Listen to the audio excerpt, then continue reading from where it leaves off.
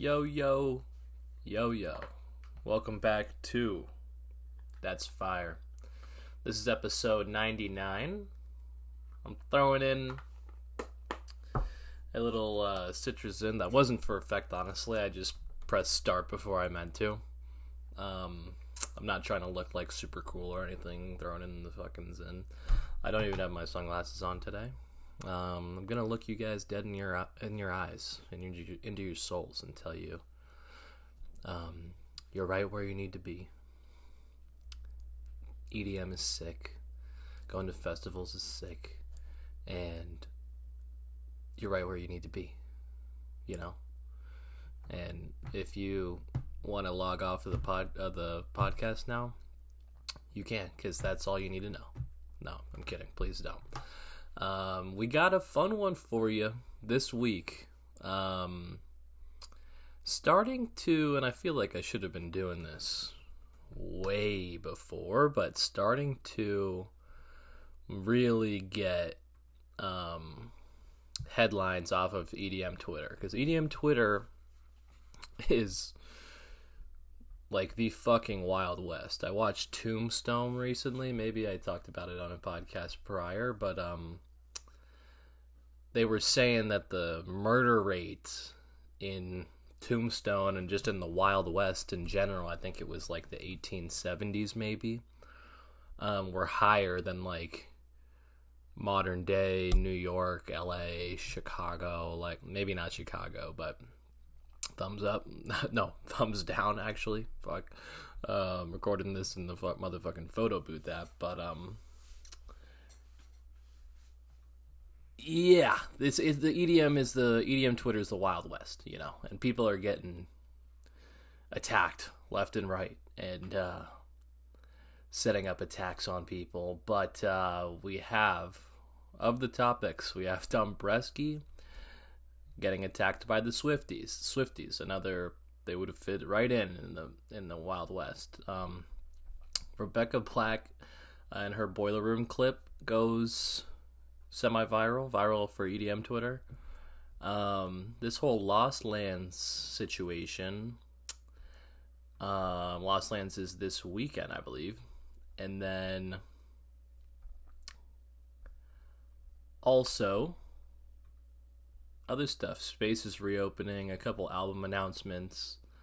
And yeah, let's just get right motherfucking into it.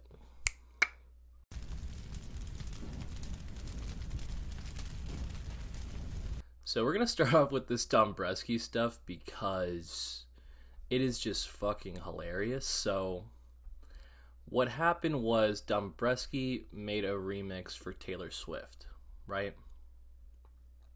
It was, for what song again? Let's see. Let's just go to his Twitter page. It was for, what fucking song is it? Oh, the I Can Do It With a Broken Heart. Shout out to Swift. I'm a Taylor Swift fan. I drafted Kelsey in my fantasy league. I don't want any smoke with the Swifties. Let me just be clear on that. But you guys are crazy for going after a guy who barely speaks English, and I mean that respectfully. Dombresky was posted a TikTok and then was liking Instagram comments and like TikTok comments, probably just spamming likes, you know. And the comments that he was liking were subtly and some not so subtly like dissing Taylor Swift, because it's like the EDM fans see a Taylor Swift remix and they're like, keep that pop culture shit out of here. We're underground. We're cool. We're edgy. We're too cool for that shit. And so they start commenting bad Taylor Swift stuff. And Dombresky liked a couple of the comments, and essentially the Swifties got a hold of it. And it was a fucking slaughtering um, for Dombresky on Twitter. Like, people were saying, no one knows who you are. Chris Lake came to Dombresky's defense and said, I love Dombresky, only he could snag an official remix for Taylor Swift, post about it. Then because he's not used to getting any hate, is if you look at, just scroll through Dombresky's like social media, what does he do? He plays DJ sets and he has a bunch of girls around him, and he just is bald and French and like happy all the time. And Chris Lake said because he's not used to getting any hate, and English is his second language, he starts liking all the comments and not reading them properly. And then all the Swifties came after him. And they even actually came after Chris Lake. The first reply under his thing is calling him an unknown high school dropout, just like Dombresky. And who are you? Unknown. Just like dissing him. 600 likes. Like, holy fuck. This is absolutely absurd. What else were they saying? I had a couple. Actually, if you go to the comments of Dombresky's tweet, that's where most of it is, where he expresses gratitude. He says, I'm blown away by that Taylor released my music. This is one of the toughest tracks I had to rework because the original is perfect in every way. I did my best to honor it while giving it a house spin, so I'm honestly in shock that it made the cut. I appreciate all the love you guys have shown. Most importantly, sending a huge thank you to Taylor for the support. 10 out of 10. Release day, Taylor Swift remix, big deal tweet, you know. You EDM fans can talk shit about it, but, like, it's a big deal for, like, an artist like Dombresky to be, not to discredit Dombresky anyway, he's big in himself, but, like, to land a remix of the biggest musician in the world, and I think that has been proven, right? The Eras Tour, fucking, she's gonna be on the Eras Tour for the rest of her fucking life, honestly, she could. And so people are like fucking attacking him, like, care to address anything else? You get an official remix and then immediately after it releases you shade her. It sounded like shit. You have the nerve to throw shade at her, fucking loser. Liking comments of people dragging her, someone who just did you a huge favor. Couldn't show the support back though. I hope they take it off streaming. You're a hypocrite. Like, hate comments, bro. Hate comments. I knew the Swifties were tough, but man, they are coming after my boy, and it's like all because of a language barrier. Absurd. And like, you gotta think Dombresky's thank you tweet, it was probably tweeted by some PR or something, but like, it was just a genuine mistake, bro. It was just a genuine mistake. And it's not even fair. He released this cute tweet too of him wearing all these friendship bracelets, and like, my God, Swifties, please just chill and please don't come after me. I'm just a reporter to my podcast of no people listening, but maybe people will see this and be like, a hate listen is a listen. So if you're still here, gotcha. Yeah, what other ones? Someone said the only Taylor Swift song that matters, and he liked that one.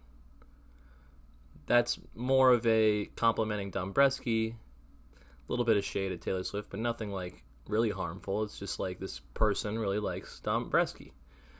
Someone said all of her songs are good. A Swiftie. You see, like, you don't just like injecting themselves when, like, pulling out the gun when you don't need to pull out the gun type thing. And this person replied, me when I lie. You know, it's just like, and then he liked that. Our world was the last safe place from Taylor Swift. He liked that. You know, maybe he's just liking it because it's funny. Like, maybe he's just having a laugh at, like, the insane amount of reaction to a major career accomplishment. And fucking, it is just insane of you guys to just go after him like that. This is just internet 101. This is so silly. And Swifties, lay off of my boy Disco Dom, please. Let him keep having fun, you know.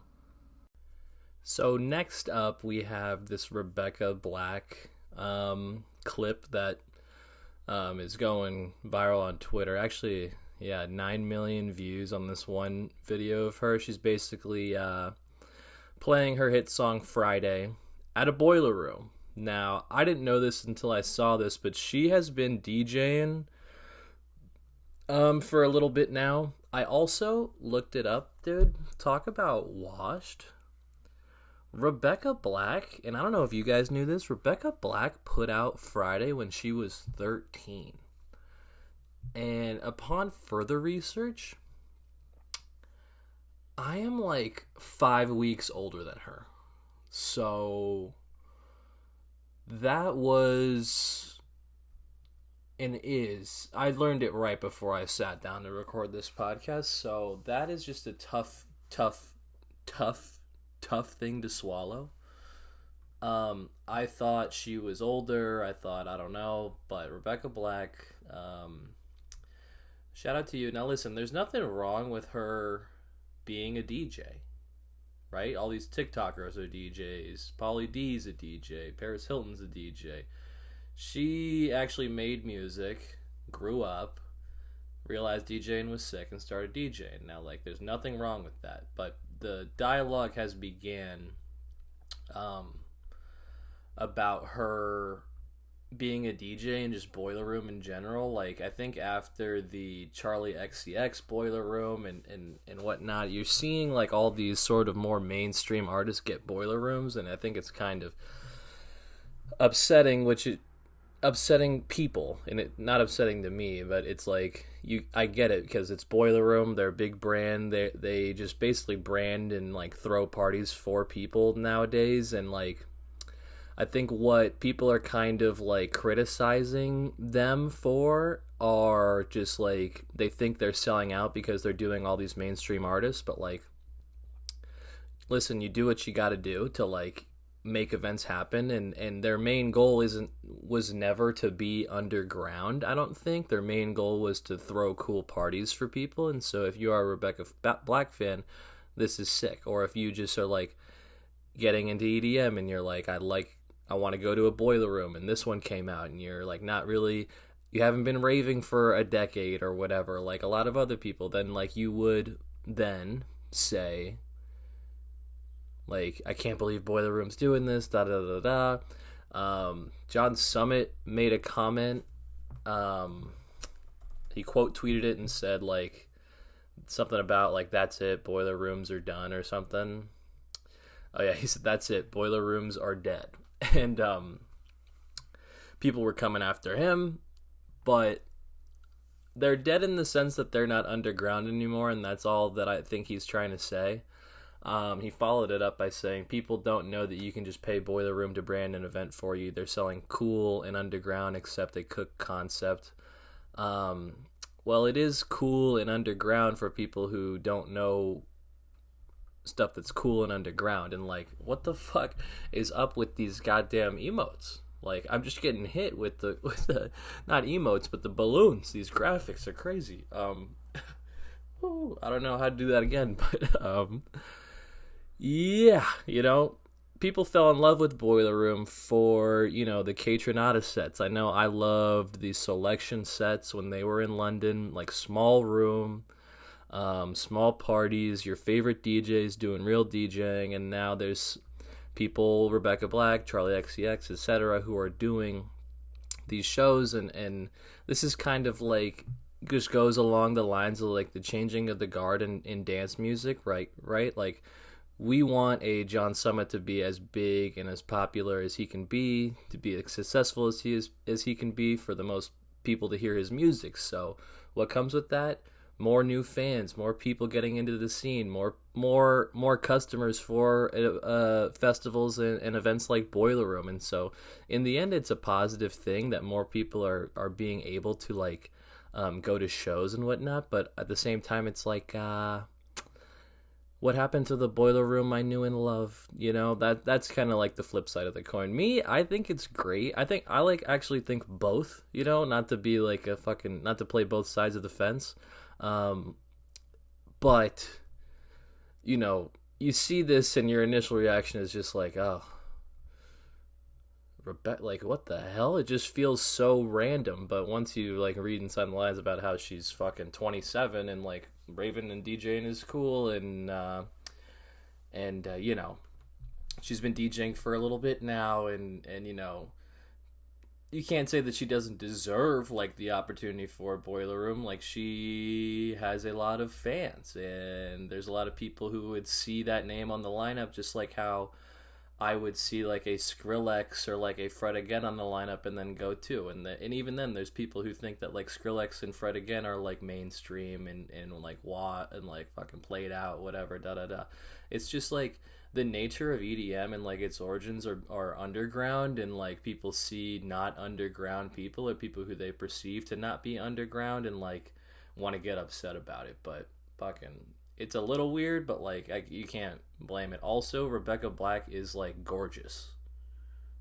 Let me just say that. This one tweet's like, Rebecca Black, I was unfamiliar with your game. I don't know if that was necessarily about the DJing or if it was about whatever, but let me just say this, Rebecca Black, sup. You know, that'd be fucking hilarious if John Subbit went from Ashton Earl to Rebecca Black. Wouldn't that be kind of crazy?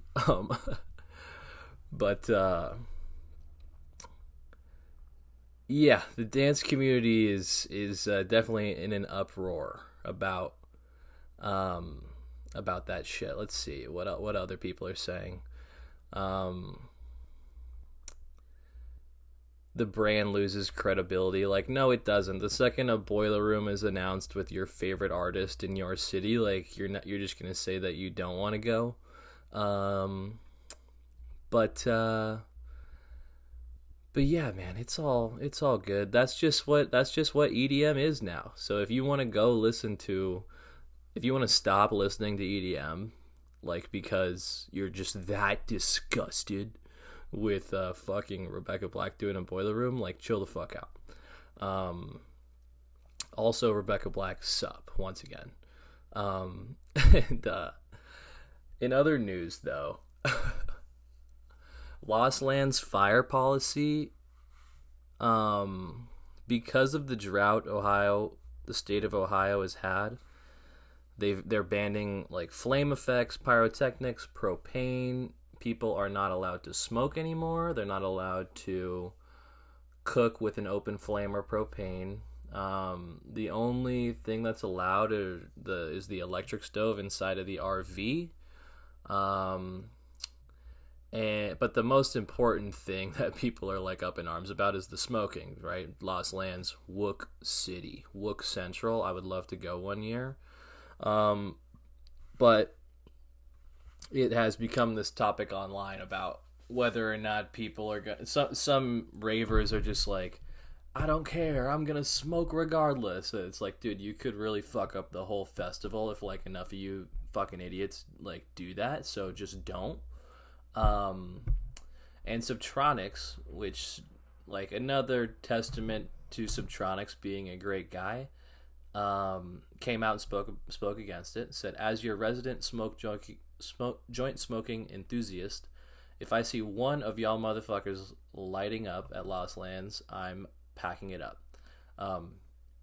The other thing is, they said that you can vape, so just bring in a fucking like dab vape or whatever. Vape as much weed as humanly possible. He said, leave every single lighter at home. If you can do it too, pack accordingly. Grab those hash pens. Keeping nature healthy and safe and keeping y'all safe is the most important thing. We can be responsible and set a good example. And I think, like, the EDM community should see this and say, and follow the rules and just abide by the festival and help the festival put on the safest, like, best event ever. But there's a bunch of fucking shitheads who are like, nah, man, fuck that. I'm gonna smoke so many joints at Lost Lands, da da da da da. It's like, no, bro. Be like a good human. This new era of ravers are just such, like, rebels when, like, at the core of EDM, especially in America, is, like, fucking Plur. That's why fucking Plur Gang is my shit, you know what I mean? And it's fucking weird. And Subtronics is being all funny and cute about it. He said, posted a super close selfie. Do not fucking smoke. I'll be watching you. I'll fucking yell at you. If you decide to be a terrible and inconsiderate jerk, you risk ruining everything for anyone. If you see someone lighting any flame of any kind, politely remind them that this is literally life or death, and yes, it is that serious. We are unbelievably lucky that we still get to have Lost Lands at all. Do not be that fucking person. And I think most rational people will see that and abide by the rules, but once again, there are a lot of shitheads, and so it's tough. It is a tough situation because dance music, raves, Lost Land, wooks, everything is synonymous with, like, getting fucked up, smoking, drinking, doing whatever else, and, like, it's gonna be weird to not be able to just, like, pull out the joint and spark it if you are one of those people, but just do it for the sake of the festival, man, because the last thing you want is to fuck over Lost Lands on, like, the first fucking day, you know? And just cancel the event for everyone, because I guess this drought situation is pretty serious in Ohio, and, like, it's out of their control, so, like, for you to be selfish and, like, blame them or do it out of spite or whatever just to be, like, fucking cool is, like, not chill. Alright?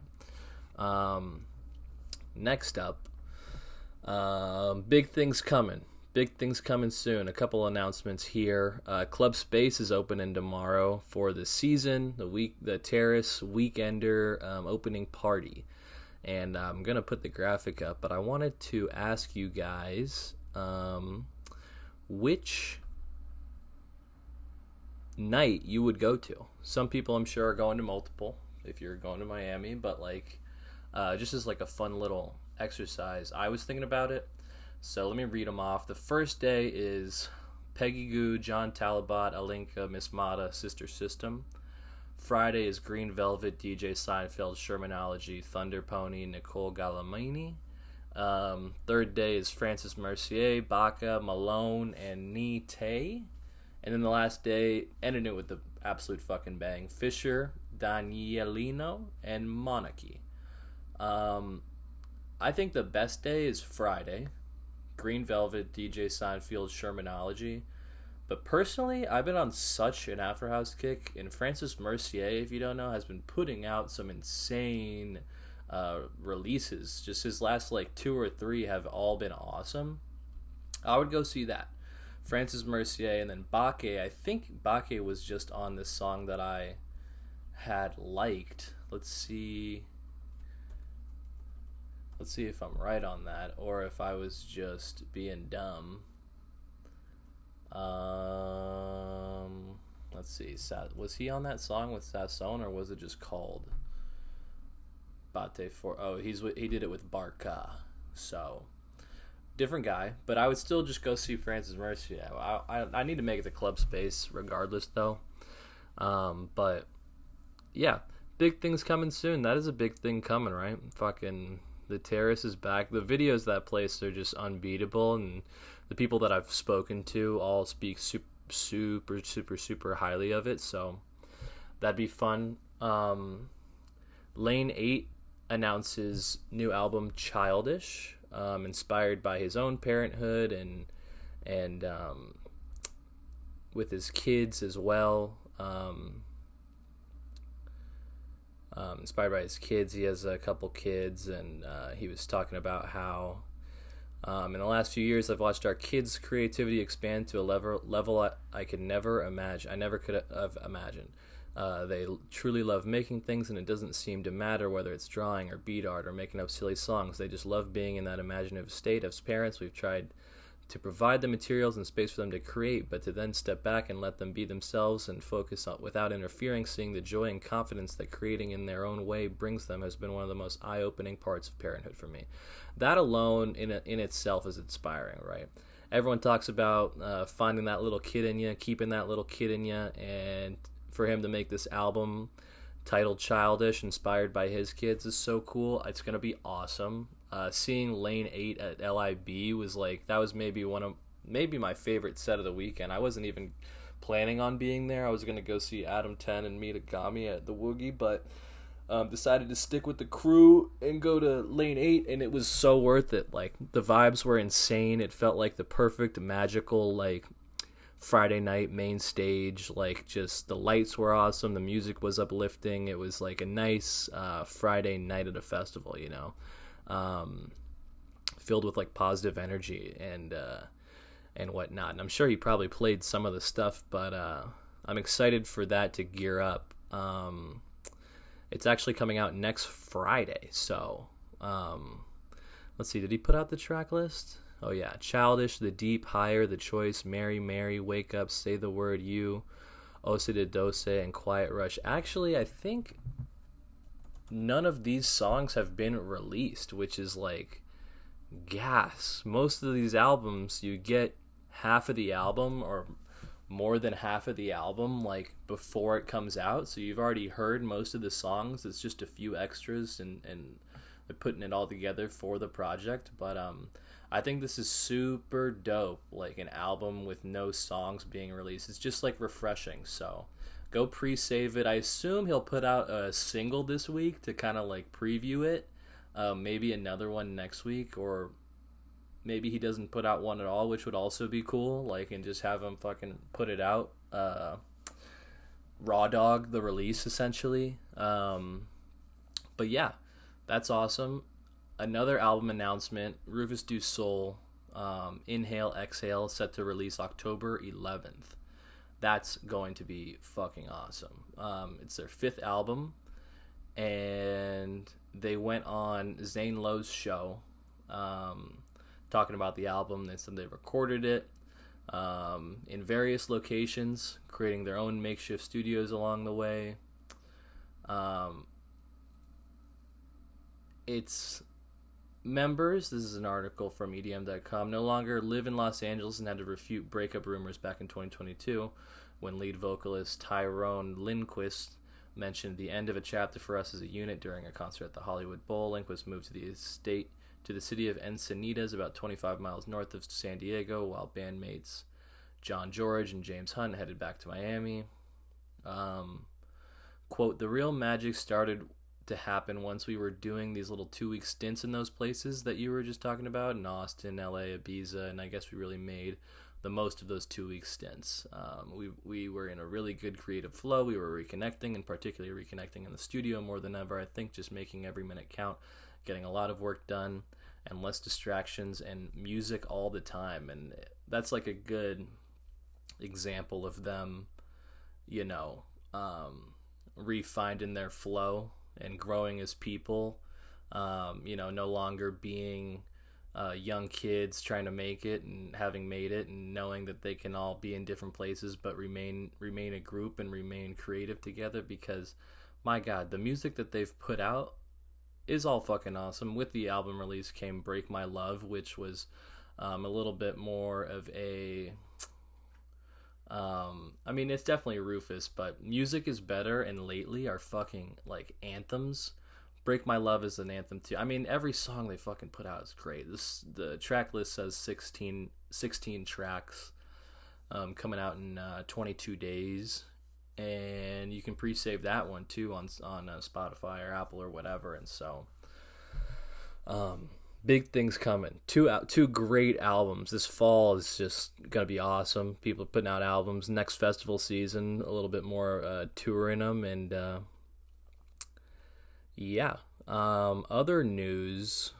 Buyers of new non-refundable passes to canceled Lucidity Festival offer free same but different tickets. So that's fucking cool. If you got tickets to that, and it got canceled, you got tickets to another one. That's very generous. And let's see, are they put on by the same company? Let's see, we know how challenging these times can be, especially when the festival experiences we all cherish don't go as planned. It's never as easy when something you've been looking forward to doesn't work out, and we understand how much time, energy, and anticipation went into the planning for Lucidity, featuring a big lineup of electronic music artists like Big Gigantic, Ganja White Night, Alice Dream. Same but different is making it known that we are all well positioned to welcome thousands of Lucidity ticket holders from then to then. That's awesome. They might not even be... Let's see. Lucidity Music Festival. Let's see if they're both put on by like Insomniac or something. It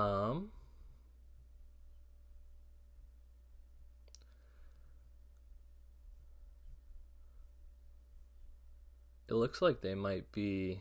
Lucidity is run by a council of co-owners. So they're not.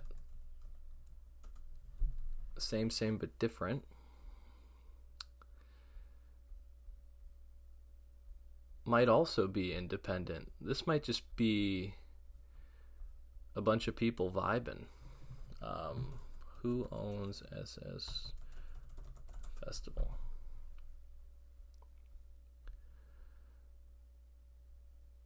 Peter Eichar and Brad Sweet.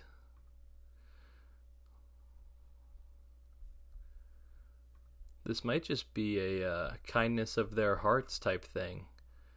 And to not charge people is insane. This is what raving is all about. Not about getting your panties in a bunch about Swifties or Rebecca Black or whoever. It's about coming together and being fucking one team. That's great stuff, dude. That is the feel-good story of the week.